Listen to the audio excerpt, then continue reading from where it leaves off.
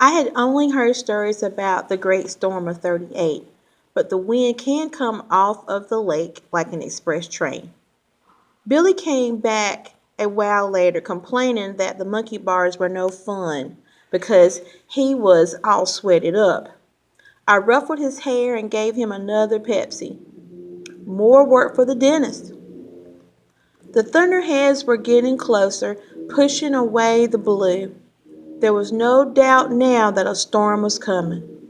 Norton had turned off his radio. Billy sat between his mother and me, watching the sky, fascinated.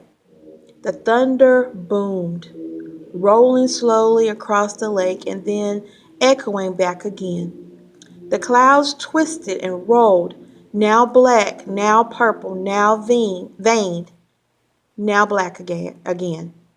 They gradually overspread the lake, and I could see a delicate call of rain extending down from them. It was still a distance away. As we watched, it was probably raining on Bluster's Mill or maybe even Norway.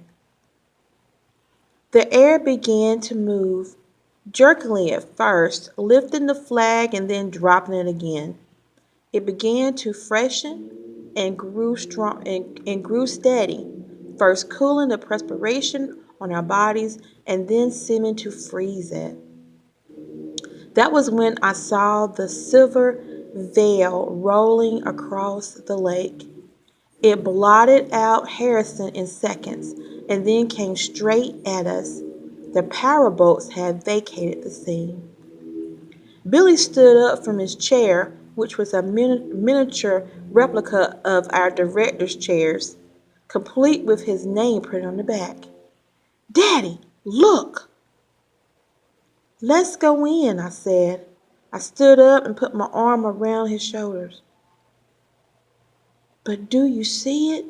Dad, what is it?" "A water cyclone. Let's go in." Steffi threw a quick, startled glance at my face and then said, "Come on, Billy. Do what your father says." We went in through the sliding glass door we went in through the sliding glass doors that give on the living room. I slid the door shut on its track and paused for another look out. The silver veil was 3/4 of the way across the lake.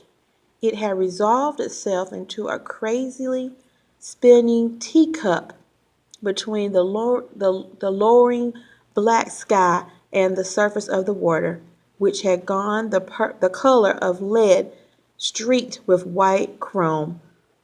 The lake had begun to look eerie like the ocean, with high waves rolling in and sending spume up from the docks and breakwaters.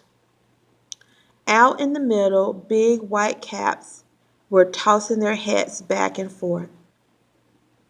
Watching the water cyclone was hypnotic. It was nearly on top of us when lightning flashed so brightly that it printed everything on my eyes in negative for 30 seconds afterwards.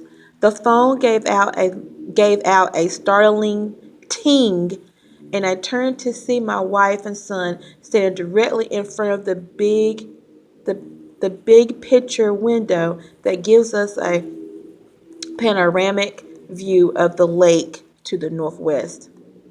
One of those terrible visions came to me.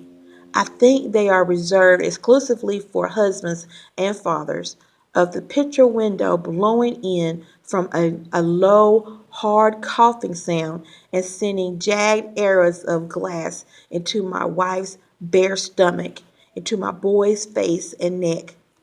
The horrors of the Inquisition are nothing compared to the fates of your mind, to the fates your mind can imagine for your loved ones. I grabbed them both hard and jerked them away. "What the H are you doing?